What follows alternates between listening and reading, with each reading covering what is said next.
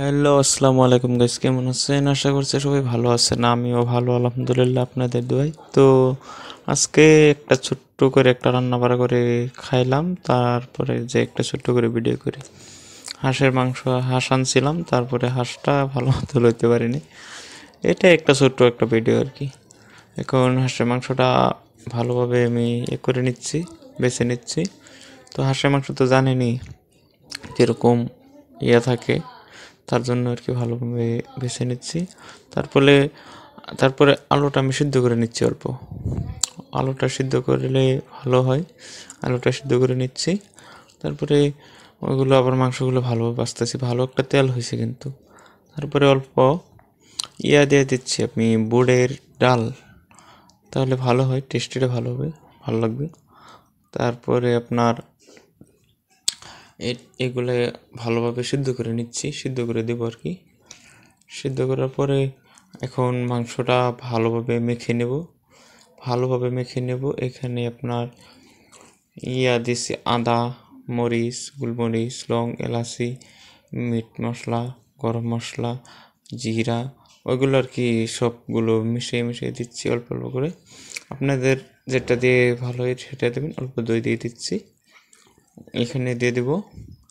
তারপরে আগুনটা জ্বালায় দিচ্ছি। এখন আগুনটা জ্বালানোর পরে বুটগুলো ভালোভাবে অল্প ঠান্ডা হতে দিয়েছিলাম। এখন অল্প পরিমাণে পানি নিয়ে নিলাম, অল্প পরিমাণে স্লাইড আর কি। এখন বিলাহিগুলো দিয়ে দিচ্ছি, ওখানে সাথে দিয়ে দেবো। এখন বিলাহিগুলো দিয়ে শেষ। এখন একটা চুলায় বসাইছিলাম ফার্স্টে, চৌকাটা যা ছোটো হয়ে যায়, সসমানটা বড়, তার জন্য আর কি পরে বড় চৌকায় নিয়ে বসালাম, সেটাই ফট করে হয়ে যাবে, তার জন্য ওইটা বড় চৌকায় নিয়ে বসাইলাম। এখন ভালোভাবে অল্প নাড়াচাড়া মজায় নেই, অল্প কষানি করে নিতেছি। ভিডিওটা কন্টিনিউ করুন। আলুগুলো আমি ভর্তা বানিয়ে দিয়ে দিলাম এখানে, মানে অল্প থামা হবে আর কি, লাসা হয়ে যাবে। তারপরে বুটের ডালগুলো দিয়ে দিচ্ছি। এখন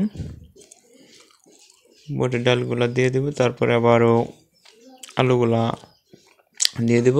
এখন আবার আলুগুলা দিয়ে দিচ্ছি, দেওয়ার পরে কতক্ষণ জাল করব, ভালোভাবে কষানি করে নেব, ভালোভাবে মজায় নেব। তারপরে আবারও 2-3টা মজানি দেব।